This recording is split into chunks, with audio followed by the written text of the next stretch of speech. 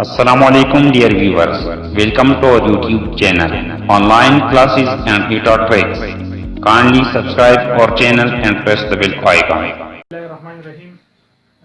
Dear students, welcome to the online classes and e-taught tricks. Today our topic of discussion is basically respiration, and name of the chapter is gaseous exchange.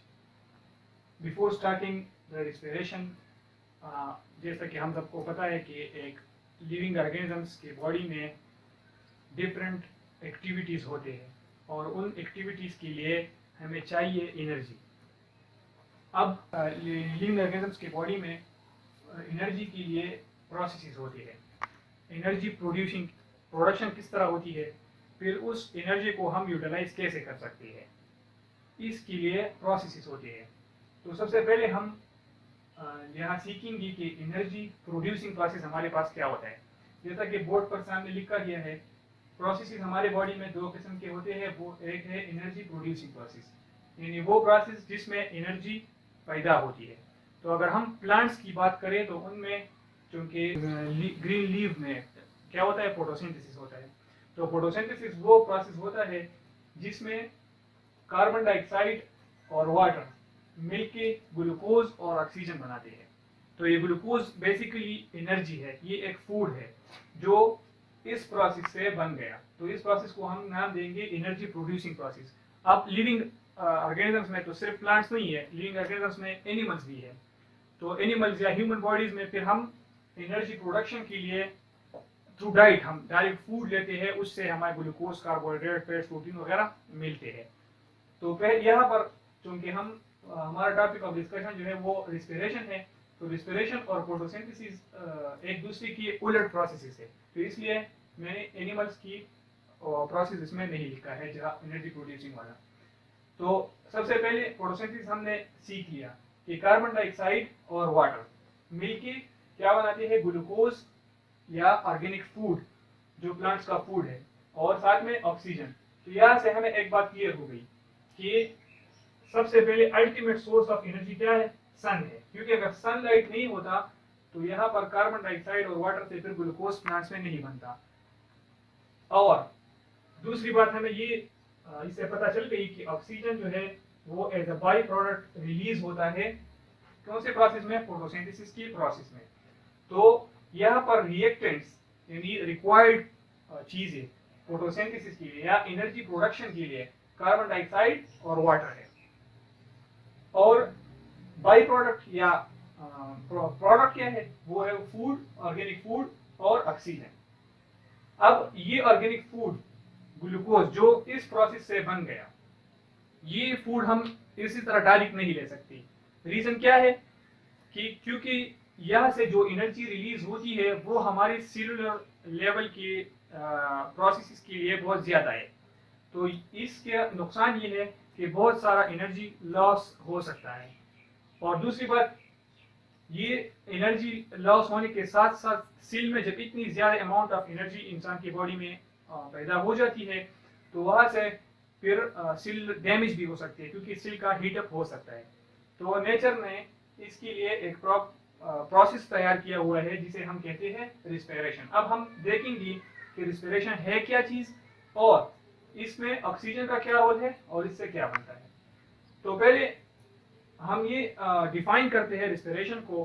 तो respiration is, जैसा कि यहाँ नाम से भी जाहिर है, जैसे मैंने लिखा है, एनर्जी रिलीजिंग।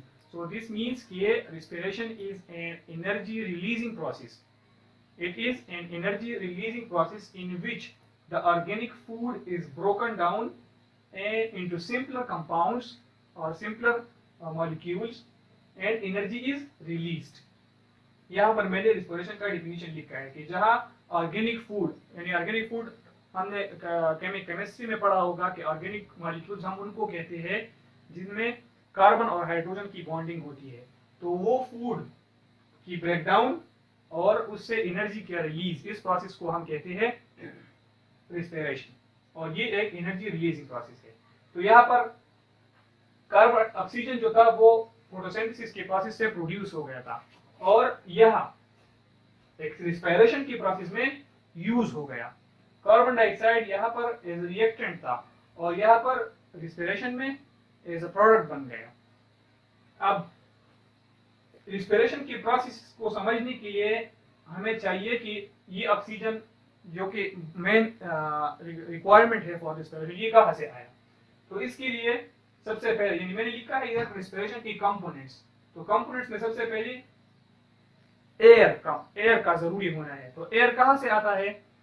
एयर हमारा जो एनवायरनमेंट में जितना एयर है उसको हम इनहेल करते हैं फॉर ऑक्सीजन। हम उस एयर को फिर दोबारा भी एक्सहेल करते हैं for the removal of carbon dioxide. तो ब्रीथिंग जो फर्स्ट स्टेप है या एक कंपोनेंट है रिस्पिरेशन का, उसमें क्या होता है कि the movement of air into और out of our body, this is called breathing. Why breathing occurs? This is because we need oxygen and we need carbon dioxide. So carbon dioxide we need to remove carbon dioxide. तो carbon dioxide की removal और oxygen की inhaling के लिए हम क्या करते हैं? ब्रीथिंग करते हैं, जो कि एक फिजिकल प्रोसेस है। इसके बाद गैसेस एक्सचेंज, जो कि इस चैप्टर का नाम भी है, तो हम इसको अभी थोड़ा डिटेल में पढ़ेंगे। गैसेस एक्सचेंज है the exchange of gases between the body and environment। हमारी लिविंग ऑर्गेनिजम्स की बॉडी, लिविंग ऑर्गेनिजम्स से मेरा मकसद सिर्फ प्लांट्स नहीं है ना, इससे मुराद एनिमल्स भी है, इससे मुराद प्लांट्स भी है। तो गैसेस एक्सचेंज का मकसद है के एक्सचेंज ऑफ गैसेस कौन से है? ऑक्सीजन और कार्बन डाइऑक्साइड, जो कि हमने पहले पढ़ा। कार्बन डाइऑक्साइड रिक्वायर्ड है फोटोसिंथेसिस के लिए, ऑक्सीजन रिक्वायर्ड है रिस्पिरेशन के लिए, और ये दोनों एनर्जी प्रोड्यूसिंग और एनर्जी रिलीजिंग प्रोसेसेस हमारी बॉडी की मेन प्रोसेस है। अब गैसेस एक्सचेंज होता किस तरह है? गैसेस एक्सचेंज जैसे हमने पढ़ा कि ये एक्सचेंज ऑफ गैसेस है between the living organisms and the environment. अब ये होता कैसे है? तो इसके लिए एक प्रोसेस है जिसे हम कहते हैं diffusion. Diffusion means the movement of molecules from the region of higher concentration to the region of lower concentration। यानी वो मॉलिक्यूल्स की मूवमेंट, मॉलिक्यूल्स की हरकत कहाँ से? जहां पर उसकी मिकदार या कंसंट्रेशन ज्यादा होती है वहां से जहां पर कम होती है वहां तक। तो हाई कंसंट्रेशन से लोअर कंसंट्रेशन तक इस मूवमेंट को हम कहते हैं डिफ्यूजन। और ये डिफ्यूजन एक प्रोसेस है जो कहाँ से आया? जो गैसेस एक्सचेंज है, यानी gases exchange occurs through diffusion. अब कैसे? अगर हम देखें बाहर एनवायरनमेंट को, लाइक एयर, या एनवायरनमेंट में क्या है? एयर है। तो बाहर एनवायरनमेंट में हमारे पास ऑक्सीजन की कंसंट्रेशन बहुत ज्यादा होती है।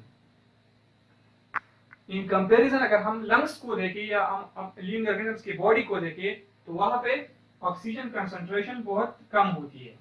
तो हमने कहा कि डिफ्यूजन का मतलब क्या है कि हाई कंसंट्रेशन से लोअर कंसंट्रेशन तक। तो ऑक्सीजन की कंसंट्रेशन बाहर एयर में ज्यादा है, तो ऑक्सीजन विल फ्लो और will move into the body, क्योंकि बॉडी में ऑक्सीजन की कंसंट्रेशन कम है और बाहर एनवायरनमेंट में ऑक्सीजन की कंसंट्रेशन ज्यादा है। तो ये हो गया ऑक्सीजन का मूवमेंट।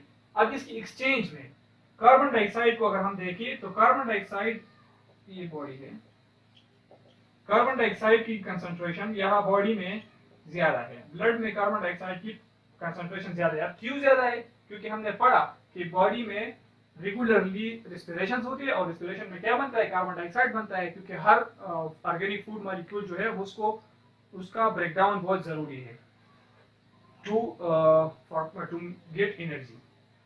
तो ये कार्बन डाइऑक्साइड जो बॉडी में बहुत ज्यादा है, और अगर हमारे एनवायरनमेंट की बात करें तो वहां पर बहुत कम है। तो ये कार्बन डाइऑक्साइड बाहर आएगा to the environment from the body. तो ये देखिए, ये एक्सचेंज है। ऑक्सीजन हाई कंसंट्रेशन है जो बाहर है, अंदर बॉडी की इंटरनल एनवायरनमेंट में आया। कार्बन डाइऑक्साइड जो कि बॉडी के इंटरनल एनवायरनमेंट में ज्यादा है और बाहर उसकी कंसंट्रेशन कम है, तो ये बॉडी की इंटरनल एनवायरनमेंट से एक्सटर्नल एनवायरनमेंट या बाहर एनवायरनमेंट में आया। तो इसको हम कहते हैं डिफ्यूजन ऑफ दीज गैसेस। और ये डिफ्यूजन ऑफ गैसेस क्या हो गई, ये एक्सचेंज हो गई, देखिए ऑक्सीजन एक्सचेंज हो गया carbon dioxide by oxygen in, this process is called gases exchange. ये आज का हमारा लेक्चर था जो कि सिर्फ इंट्रोडक्शन था गैसेस एक्सचेंज का, ब्रीथिंग का और रेस्पिरेशन का। अगर आपको किसी बात की, किसी पॉइंट की समझ नहीं आई है तो आप कमेंट बॉक्स में क्वेश्चन आस्क कर सकते हैं, we will try to respond.